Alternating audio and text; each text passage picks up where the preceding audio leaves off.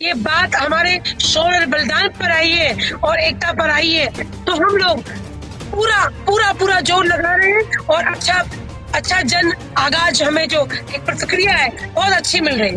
नागौर का जो ये सांसद है हनुमान बेनीवाल, वो अपने आईटी के लोगों से करवा रहा है। ये उनके संस्कार और उनके बैकग्राउंड का परिचय देता है। वो मानसिक रूप से विकसित हो चुके हैं और 8 तारीख की नागौर की वीडियो लगा के दिखाया जा रहा है। अखंड सियासतों को खंड खंड करके इस अखंड भारत की स्थापना करने में अपना पूरा योगदान दिया। ये बहुत जरूरी हो गया है कि एक मतिभ्रम, एक मानसिक विकसित सांसद वो किसी भी शौर्य को, महापुरुषों पर कभी गाली बकता है, कभी हमारा राजपूताना शौर्य पे गाली बकता है, कभी छत्राणियों पे गाली बकता है। त्राणियों ने जो जौहर किया, ऐसे आवारा नीच घटिया प्रकृति के लोगों को टिकट देना बंद किया जाए, समर्थन देना बंद किया जाए और इनको आजीवन राजनीतिक जीवन समाप्त किया जाए। राजपूत अगर दुश्मन था तो मुगलों का दुश्मन था। राजपूत ने 500 वर्ष लड़ाई की है इन मुगलों से। नमस्कार, मैं अरुण अकबर और आप देख रहे हैं पंजाब केसरी राजस्थान। हाल ही में 8 जून को एक बड़ा प्रोग्राम राजपूत समाज की ओर से नागौर में आयोजित होने जा रहा है। उसको लेकर के तमाम तरह की तैयारी है, क्षत्रिय करणी सेना की ओर से लगातार की जा रही है। उसको लेकर के बीच में राजपूत समाज की ओर से क्षत्रिय करणी सेना के राष्ट्रीय अध्यक्ष राज शेखावत भी नागौर है पहुंच चुके हैं। आखिर 8 तारीख के प्रोग्राम की तैयारी किस तरीके की है, कैसा वो प्रोग्राम होने वाला है, क्या उस प्रोग्राम के जरिए संदेश दिया जाएगा, उस पर तमाम चर्चा करेंगे। उसके लिए हमारे साथ मौजूद हैं क्षत्रिय करणी सेना की वुमेन विंग की राष्ट्रीय अध्यक्ष एडवोकेट संगीता सिंह। संगीता जी, बहुत बहुत स्वागत है आपका पंजाब केसरी पर। इस प्रोग्राम की शुरुआत करें संगीता जी, तो पहला सीधा सवाल मेरा यही है कि 8 तारीख का जो प्रोग्राम नागौर में आयोजित होने जा रहा है, उसको लेकर के तैयारी आपकी किस तरीके की बनी हुई है? जी, 8 तारीख 2025 नागौर में होने वाले शौर्य अस्मिता का जो सम्मेलन है, उसकी तैयारी जोरों शोरों से चल रही है। पिछले 5 दिन से डॉक्टर राज शेखावत जी, क्षत्रिय करणी सेना के संस्थापक और अध्यक्ष, यहाँ पे गांव-गांव घूम रहे हैं और अलग-अलग प्रांतों से बहुत अच्छा रुझान देखने को मिल रहा है और अलग-अलग प्रांतों से लोग आने की लगातार हम लोग को फोन कर रहे हैं और आना चाहते हैं। तो अच्छी तैयारी चल रही है, क्योंकि ये समाज में हम लोग अब ये देना चाहते हैं कि राजपूत समाज अब एक हो रहा है, राजपूत समाज एक हो रहा है। लिहाजा राजपूत समाज के शौर्य बलिदान को न छेड़ा जाए। हमारी किसी जाति से लड़ाई नहीं है, किसी भी व्यक्ति से लड़ाई नहीं है। एक विशेष व्यक्ति हनुमान बेनीवाल से हमारी लड़ाई है, क्योंकि अगर वो सांसद है और प्रतिनिधित्व समाज का करते हैं तो सबके वोट से वो सांसद बने। तो सांसद का कर्तव्य होता है अपने कार्यों की समीक्षा करना, अपने क्षेत्र की समीक्षा करना, क्षेत्र में हुए कार्यक्रमों की समीक्षा करना, न कि किसी के इतिहास पर अभद्र टिप्पणी करना। ये उनके संस्कार और उनके बैकग्राउंड का परिचय देता है। वो मानसिक रूप से विकसित हो चुके हैं, क्योंकि सांसद कभी समरसता नहीं खत्म करता है और ये दोगलापन करके समाज की समरसता खत्म कर रहे हैं। हमारी किसी भी समाज से लड़ाई नहीं है, व्यक्ति विशेष हनुमान बेनीवाल से बस। ठीक है संगीता जी, लेकिन इस बीच में एक वीडियो है, काफी ज्यादा चर्चाओं में है, ट्विटर पे काफी ज्यादा उसकी चर्चा है वो रही है। इसमें राज शेखावत की 2 क्लिप्स है, उसको स्पेसिफाई करके दिखाया जा रहा है। साथ में कुछ आपत्तिजनक चीज है वो भी साथ में रख करके उसके बाद में ऊपर नीचे 2 वीडियो है वो दिखाया जा रहा है। साथ में ये भी बताया जा रहा है कि डर को लेकर के, यानी कि डर के कारण तारीख है वो बदली जा रही है। उनका जो वीडियो है वो 12 तारीख का जो आयोजन था राणा सांगा साहब की जयंती का, उसमें हम लोगों ने आगाज किया था, जो आगरा में प्रोग्राम हुआ था, उसकी वीडियो और 8 तारीख की नागौर की वीडियो लगा के दिखाया जा रहा है। संगीता जी, अगर बात करें तो ये कार्यक्रम 8 तारीख को नागौर में होने वाले कार्यक्रम हम लोग सफलता से कर रहे हैं। ठीक है, क्या ये जो कार्यक्रम है सिर्फ एक रैली है या फिर इसे सामाजिक चेतना का आंदोलन भी माना जाए? बिल्कुल बिल्कुल, आपने सही सवाल पूछा कि सामाजिक चेतना, जो हम राजपूतों का बलिदान शौर्य था, जिसकी वजह से आज अखंड भारत का नाम भारत वर्ष पड़ा, हमारे राजपूताना से ही पड़ा।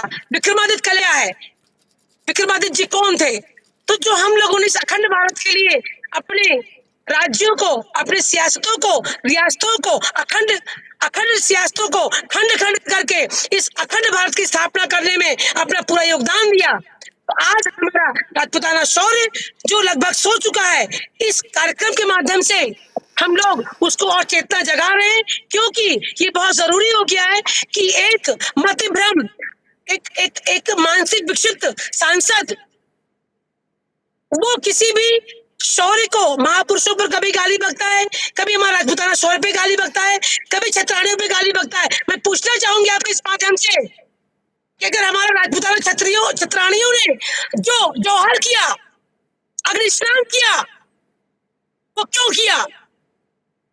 क्या हमारा इतिहास जो मुगल टाइम में लिखा गया वो सही है? इस माध्यम से मैं कहना चाहूंगी माननीय गणमान्य लोगों से, पार्लियामेंट में बैठे जो सांसद हैं, उनसे पूछना चाहूंगी कि आप लोग अधिनियम पारित करो, आप लोग भी अधिवेशन करो, आप लोग भी अमेंडमेंट करो पार्लियामेंट में कि ऐसी पुस्तकों में इन चीजों को हटाया जाए और ऐसे आवारा नीच घटिया प्रकृति के लोगों को टिकट देना बंद किया जाए, समर्थन देना बंद किया जाए और इनको आजीवन राजनीतिक जीवन समाप्त किया जाए, क्योंकि ये समाज की समरसता खत्म करने के लिए, अपना वोट बैंक राजनीति करने के लिए एक तरफा काम कर रहे हैं। ठीक है संगीता जी, अगर मैं इस आयोजन का देखूं तो उस आयोजन का केंद्र क्या विरोध है या फिर समाज को दिशा देने की एक कोशिश है? जी, दिशा देने की कोशिश है। हमारा समाज दिशा तो नहीं भटका हुआ है, क्योंकि हमारे समाज ने कभी भी किसी भी जाति और किसी भी धर्म पर कभी भी उल्टा बयान नहीं दिया है। तो एक माध्यम है ये बताने का कि हमारा समाज जाग चुका है। अब हमारे समाज के शौर्य की, समाज के बलिदान की तौहीन न की जाए। ठीक है, अगर मैं समझूं तो विरोध करने के अपने अपने तरीके हैं, वो ठीक है, लेकिन अब सड़क पर उतरकर समाज को अपनी बात रखनी पड़ रही है, इस पर क्या कहेंगे आप? बिल्कुल, ये बहुत गंभीर प्रश्न है कि आम लोग सड़कों पे उतर रहे हैं। इस लोकतंत्र में, राजतंत्र था तो समझ में आता, लोकतंत्र में आम तंत्र परेशान है और अपने नेताओं से परेशान है, क्योंकि ये सिर्फ वोट बैंक की राजनीति करते हैं। आम जनजीवन का शौर्य, पराक्रम, बलिदान, जनहित की समस्याएं, इनसे उनका कोई वास्ता नहीं है। तो लोकतंत्र का मजबूत स्तंभ है सड़कों पर उतरकर अपना विरोध जताना। हम लोग कोई अलग काम नहीं कर रहे हैं, सड़कों पर उतरकर ही अपना विरोध प्रदर्शन लोकतंत्र हमें इजाजत देता है, हम उतना ही कर रहे हैं। ठीक है, क्या आप ये मानती हैं कि जो हनुमान बेनीवाल ने स्टेटमेंट दिया था वो एक राजनीतिक स्टंट था या फिर इसके पीछे कोई उनका गहरा एजेंडा हो सकता है? बिल्कुल सही प्रश्न किया, इतनी देर के बाद सही प्रश्न सुनने में आ रहा है। हनुमान बेनीवाल जो सांसद है, उसको हम राजपूतों ने भी वोट किया यहाँ पे नागौर में, अच्छी संख्या राजपूतों की भी। तो एक सांसद क्यों चुना जाता है? अब क्या है, उसका राजनीतिक जीवन समाप्ति पर है, उसकी पत्नी बहुत बड़ी मात्रा के वोटों से हार गई है, तो वो बुझ चुका था, खत्म हो चुका था। उसने राजपूतों का पूंछ पकड़कर टीआरपी बढ़ाने के लिए अपने जो एक बहुत बड़ा जाट समुदाय इनसे खिसा किया था, उनसे वापस सहानुभूति पाने के लिए इन्होंने एक राजनीतिक साजिश के तहत में अनगढ़ टिप्पणी की है, जो कि इनके राजनीतिक जीवन को सदा के लिए समाप्त कर जाएगी। ये मां करनी का अभिशाप होगा इसके प्रति। ठीक है, तो क्या इस बयान को लेकर के 8 जून का जो कार्यक्रम है उस पर कोई प्रस्ताव या फिर कोई सार्वजनिक प्रतिक्रिया जारी करने का प्लान आप लोगों का है?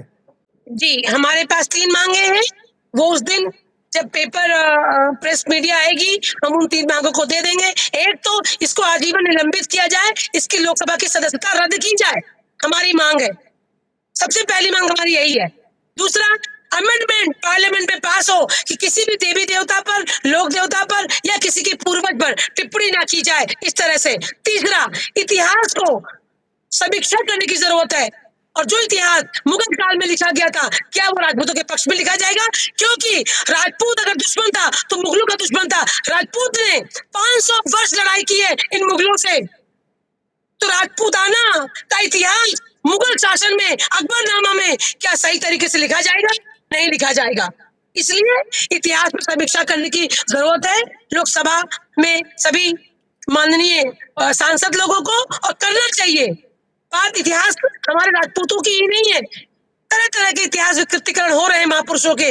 इसमें अब एक प्रश्न लगाने की जरूरत है, पूर्ण विराम लगाने की जरूरत है और प्रश्न करने की जरूरत है।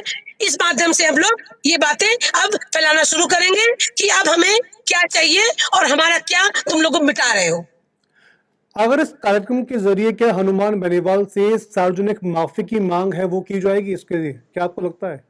अगर वे हैं और एक प्रतिनिधि के तौर पर पार्लियामेंट में खुद को पाते हैं, तो पहली बात सब इंसान का, संस्कार विहीन इंसान का नहीं, सभ्य और संस्कार युक्त इंसान माफी मांगे और घुटने टेक कर माफी मांगनी चाहिए कि उससे गलती हुई है। क्योंकि अगर आज तुम इस पार्लियामेंट में सांसद बने बैठे तो इसी राजस्थान में मुगलों को इन्हीं राजपूतों ने रोका है। 500 वर्ष का हमारे इतिहास था, हमारे चतरानियों ने चोर किया है। आज ये बकौती कर रहे हैं, जो बखलौल बन रहे हैं, क्योंकि हम लोगों ने अपने शौर्य के पराक्रम के इतिहास से आज तुम्हें बोलने लायक बनाया है, तब तुम बकौती कर रहे हो हमारे इतिहास पे।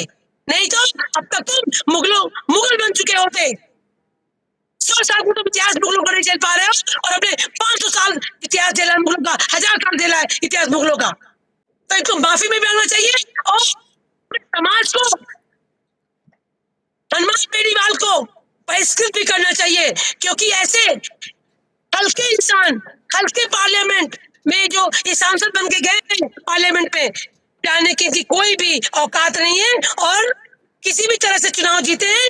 कांग्रेस को इस पर एक अच्छा अपना भूमिका निभानी चाहिए और इनको अपना समर्थन वापस लेना चाहिए हनुमान बेनीवाल से। ठीक है, आपको पता ही होगा कि कल शीला शेखावत की ओर से फेसबुक पर एक स्टेटमेंट दिया गया था कि उनके घर पर गोली चलाने की कोशिश है वो की गई है। क्या आप इसे व्यक्तिगत हमला मानती हैं या फिर समाज को डराने की कोशिश आप मानती हैं? देखिए, अभी हम लोग नागौर में यात्रा कर रहे हैं, लिहाजा अभी हमें इसके बारे में पूरा कुछ चीज मालूम नहीं है, इस पर मैं कोई टिप्पणी नहीं कर सकती हूँ। क्योंकि हम लोग को अभी सभी समाचारों से दूर हैं और नागौर में गांव को यात्रा राज शेखावत जी के साथ कर रहे हैं, तो लिहाजा ये व्यक्तिगत है या क्या है, जब हमें किसी विषय में मालूम नहीं है तो मैं इस पर क्या बयान दूं। ठीक है, मैं ये जानना चाहूंगा कि आपने रामजीलाल सुमन के खिलाफ किसी कानूनी या सार्वजनिक कार्रवाई की मांग रखी है? पहले तो आपने रखी थी, अब जब वो टिप्पणी दे रहे हैं, हाल ही में भी उनकी एक टिप्पणी है, कुछ वीडियो थे वो भी काफी ज्यादा चर्चाओं में थे, उस पर आप क्या कहेंगे? रामजीलाल सुमन नहीं, उनको मैं भारजीलाल सुमन बोलती हूँ। और जिस तरह से ये लोग टिप्पणी दे रहे हैं और इनको राजनीतिक पार्टियां समाज के नाम पर, समाज के प्रतिनिधित्व के नाम पर पार्लियामेंट या राज्यसभा में भेज रही है, मैं पहले तो राजनीतिक पार्टियों से कहूंगी कि ये परंपरा बंद करें। अगर सुमन लाल को टिप्पणी दे रहा है तो पहले भी कह चुके हैं, सावधानी हटी दुर्घटना घटी। ठीक है, हाल ही में रामजीलाल सुमन को सबक हम सिखाएंगे, आज नहीं तो कल। अभी सुरक्षा के घेरे में है और वो दिवालिया हो चुके हैं, मानसिक दिवालिया हो चुके हैं, तो ऐसे तो क्या करें, नौकरी देनी चाहिए फिर तो। क्योंकि ये समाज में हमें और भी फ्रूटफुल काम करने के लिए हमारे पास समय नहीं है और इन हल्के और घटिया नेताओं के लिए मैं क्या बार बार हम लोग टिप्पणी करेंगे और विरोध करेंगे। क्योंकि इन लोग को यही करना है, काम तो करना नहीं है समाज में, एज पार्लियामेंट काम तो करना नहीं है, उल्टे पुल्टे बयान देके टीआरपी लेनी है, फेमस हो जाना है। क्या मिलेगी जनता, एक दिन इसको जनता को फुटकर के बराबर कर दिए जाएंगे ये। ठीक है, हाल ही के दिनों में एक वीडियो था जो राजस्थान में गुर्जर समाज की ओर से फिर कुछ युवाओं ने मिलकर के जिसमें जारी किया था, जिसमें राजपूत समाज को कुछ अभद्र भाषा है उनके खिलाफ इस्तेमाल की गई थी। अगर आपने वो वीडियो देखा हो, उस पर आप कुछ अपनी टिप्पणी रखना चाहें? नहीं, मैंने ऐसा वीडियो नहीं देखा, लेकिन ये लगातार सुनने में आ रहा है और देखने में भी आ रहा है। बहुत सारी रीलें जो ये राजनीतिक है ना, मैं फिर बोल रही हूँ, जो ये राजनीति कर रहे हैं, ये एक बहुत ही हल्की और घटिया राजनीति कर रहे हैं। ये लोग जो नेता हैं, इन्होंने पैसे देके ऐसे बहुत सारे अपने आईटी सेल को छोड़ दिया है कुछ भी करने के लिए। तो इस पे भारतीय सरकार को, जो केंद्र में बैठी हुई है, संज्ञान लेके ऐसी चीजों पर रोक लगानी चाहिए। समाज में, देश में काम करने के लिए और भी चीजें हैं। देश कहां से कहां जा रहा है इन नेताओं के कारण में। तो ये जो अभद्र रीलें बन रही हैं या जो एडिट करके वीडियोस बन रहे हैं, इस पे तत्काल संज्ञान लेके समाज जी। का और ये केंद्र की सरकार को संज्ञान लेके रोक लगाना चाहिए, क्योंकि मैंने वो रील सुनी नहीं है। लेकिन हाँ, बहुत अभद्र अभद्र रीलें चल रही हैं जो कि झूठ है और पुलिंदा है। इनके आईटी सेल पेड है, उनको इसी काम के लिए पैसा मिल रहा है, उनको रोजगार मिल रहा है। इन रीलों से युवा जोश में आते हैं, वो भी अभद्र हो जाते हैं और उनकी प्रवृत्ति जो है वो अपराधी हो जाती है। तो ऐसे नेताओं से युवाओं को बचाना भी चाहिए। हनुमान बेनीवाल जैसे नेता से युवाओं को बचाना भी चाहिए, क्योंकि वो पैसा देकर उसका भविष्य खराब कर रहे हैं। रोजगार देकर, रोजगार क्या दे रहे हैं? समाज में नफरत फैलाने का, समाज के अच्छे प्रतिष्ठित लोगों को बदनाम करने का, यही सब फैला रहे हैं वो। बस इतना ही ठीक है। कहना चाहूंगी। ठीक है, मेरा आपसे लास्ट सवाल एक ही है कि आपके अनुसार आज के समय में अगर राजपूत समाज के सामने सबसे बड़ी चुनौती क्या है? क्या उनका बाहरी हमला है या फिर उनके ऊपर आंतरिक बिखराव की समस्या है? राजपूत समाज के ऊपर राजनीतिक दल के जो कुछ नेता हैं वो हमला कर रहे हैं, क्योंकि उनका अपना जीवन काल, राजनीतिक जीवन काल समाप्त हो रहा है। वो लोग टीआरपी कर रहे हैं।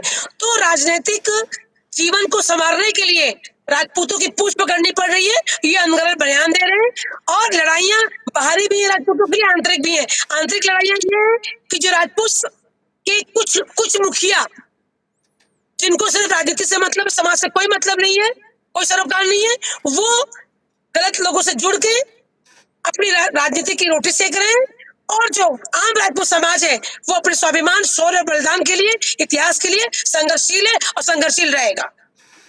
चलिए सिंघला जी, बहुत बहुत शुक्रिया आपका, आपने अपना कीमती समय निकाला। तो ये थी क्षत्रिय करणी सेना की राष्ट्रीय अध्यक्ष वुमन विंग की डॉक्टर एडवोकेट संगीता सिंह। इनसे हमने बात की, जाना कि आखिर 8 तारीख को लेकर के जो नागौर में तैयारी हो रही है, उसकी तैयारी है वो कहां तक पहुंची है, कहां तक नहीं। खैर, आने वाले 8 तारीख को फाइनल निर्णय होगा कि इस कार्यक्रम में क्या निष्कर्ष है वो निकल करके आता है नहीं। लेकिन तब तक के लिए आप देखते रहिए पंजाब केसरी।